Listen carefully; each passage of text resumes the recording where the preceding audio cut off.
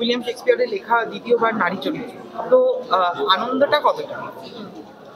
মানে এটা তো যে কোনো অভিনেত্রীর কাছে ভীষণ মানে লোভনীয়। হ্যাঁ একদম, মানে শেক্সপিয়ারের যে কোনো নাটকের মহিলা চরিত্র করা একটা দারুণ ব্যাপার। সেখানে আমি লেডি ম্যাকবেথ করলাম, আমি ডেসডিমোনা করলাম। তো এটা একটা মানে আমার যদি ধরো কোনোদিন কাউকে এমন একটা ধরো কোথাও গেলাম যেখানে আমাকে কেউ চেনেন না অভিনেত্রী হিসাবে, তো আমাকে জিজ্ঞাসা করা হলো যে আপনি কি করেন, আমি বলবো আমি অভিনয় করি।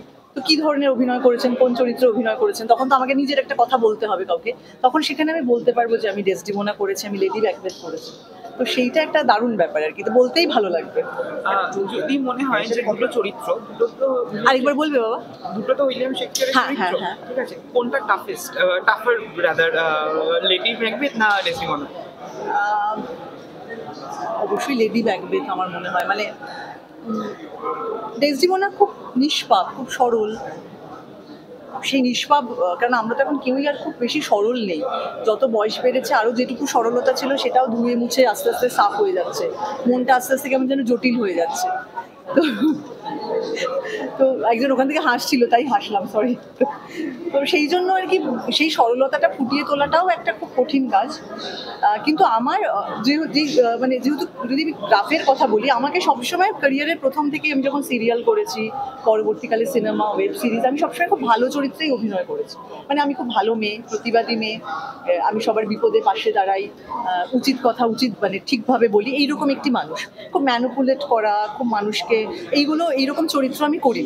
তো নেগেটিভ চরিত্রের মধ্যেও তো অনেক কিছু ব্যাপার থাকে। তো আমার লেডি ম্যাকবেথ করা মন্দারের একটা ওই আর কি নিজের ভিতরের মধ্যে আমাদের যে খারাপ বোধগুলো থাকে সেগুলোকে আমি ওই লেডি ম্যাকবেথের মধ্যে দিয়ে বোধহয় চ্যানেলাইজ করতে পেরেছি। তো সেই জন্য লেডি ম্যাকবেথ একটা আমার জন্য খুব ইম্পর্টেন্ট ক্যারেক্টার। আমরা ট্রেলারটা দেখি খুব ইন্টেন্স ক্যারেক্টারের মধ্যে মিলন করছে, একজন বন্ধু পাশে দাঁড়িয়ে বিয়েটা দেওয়াচ্ছে, কিন্তু তারপরেই পুরো স্টোরি লাইন ঘুরছে। ইজিলি ভাবে এইভাবে কি করতে পারা যায় নাকি এই মুহূর্তে আর অনেক বেশি?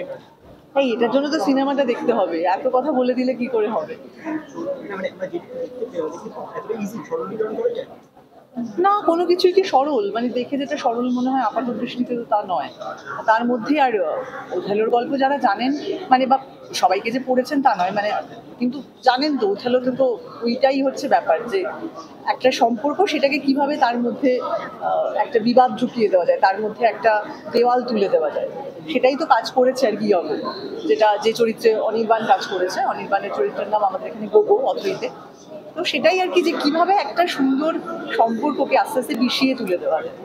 তার কি তোমার প্রেম ছিল তোমার চরিত্রের চরিত্র ছিল, তোমার কোনো প্রেমের সম্পর্ক আগে ছিল নাকি পরে হবে? আচ্ছা, আমি একটা কাজ করি, তুই একটু সাইডে আয়, আমি বসি 2 ঘন্টা 40 মিনিট আমি পুরো গল্পটা বলি। ফ্রেম শুনবি তো, যে কোন ফ্রেমে কে কি করেছে, অমুক ফ্রেমটাতে অনির্বাণ যখন স্কুটি বাইকটা নিয়ে ঢুকলো, সবটা জানতে চাস তো সিনেমাটা দেখবি না, তাই তো? আমি কিছু বলবো না, সিনেমাটা না দেখি কোনো কিছু পড়াশোনা না করে এসে উল্টোপাল্টা প্রশ্ন করছি।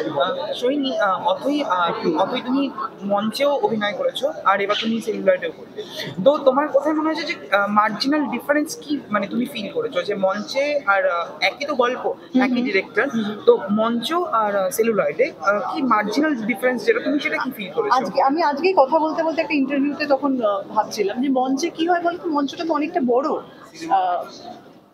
আমার বডি ল্যাঙ্গুয়েজটা না মঞ্চের ক্ষেত্রে প্রত্যেকটা মানুষেরই দেখবে চেঞ্জ হয়ে যায়। তোমাকে যদি একটা ছোট ঘরে ঢুকিয়ে দেওয়া যায়, তুমি যদি সেই ঘরটায় 5-6 দিন থাকো, দেখবে তোমার বডি ল্যাঙ্গুয়েজটা আস্তে আস্তে খুব সংকীর্ণ হয়ে যাচ্ছে। তুমি হাত পা বেশি নাড়াচ্ছ না, বেশি ঘাড়ের মুভমেন্ট করছো না, ঠিক আছে? আর তোমাকে যদি একটা বড় ঘরে দিয়ে দেওয়া হয় কিংবা পাহাড়ের একটা কোলে ছেড়ে দেওয়া হয়, তোমার তখন কথা বলা জোরে জোরে হয়ে যাবে কিংবা বডি ল্যাঙ্গুয়েজটা অনেক পাল্টে যাবে। তো মঞ্চ আর ক্যামেরার সামনে অনেকটাই, এই যে ধরো এই যে ক্যামেরা আমার এই যে সামনে তোমরা এখানে রয়েছে, তো বুমগুলো আমার এখানে, আমি কিন্তু বেশি মুভ করতে পারছি না, তখন আমার পুরো এক্সপ্রেশনটাই হচ্ছে এইটুকুনি জায়গার মধ্যে, আমার বডি ল্যাঙ্গুয়েজটা কম। তো ক্যামেরার সামনে অনেক বেশি ফেসিয়াল এক্সপ্রেশনটা অনেক বেশি ইম্পর্টেন্ট, যেটা থিয়েটারের ক্ষেত্রে সেটা অনেক বেশি বডি ল্যাঙ্গুয়েজ, পুরো শরীর জুড়ে, আমার পায়ের নখ থেকে শুরু করে আমার মাথার চুল পর্যন্ত সবটা দিয়েই আমার অভিনয়টা, যেটা ক্যামেরার সামনে অনেকটা মানে এটা একটা অভিনয়ের তফাৎ। কিন্তু মন, আমি যদি বলি সোলটা কিন্তু এক। তো থিয়েটারে যেটা হয় যে ধরো সিনেমার ক্ষেত্রেও আমাদের কাছে আমার মনে স্ক্রিপ্ট আসে, এখন তো খুব বেশি সময় থাকে না যে অনেক দিন ধরে একটা রিহার্সাল হলো, একটা ওয়ার্কশপ হলো, অনেক দিন ধরে আমি কো অ্যাক্টরদের সাথে প্র্যাকটিস করছি একটা সিন। আমি হয়তো এমনও হয় সিনেমাতে গিয়ে আমি প্রথমবার একটা খুব ইম্পর্টেন্ট চরিত্রে আমি জানতে পারলাম যে অমুকজন অভিনয় করছেন, তার আগে হয়তো আমার তার সাথে দেখাই হয়নি। তো এইটা খুব একটা ভালো নয় সিনেমার জন্য।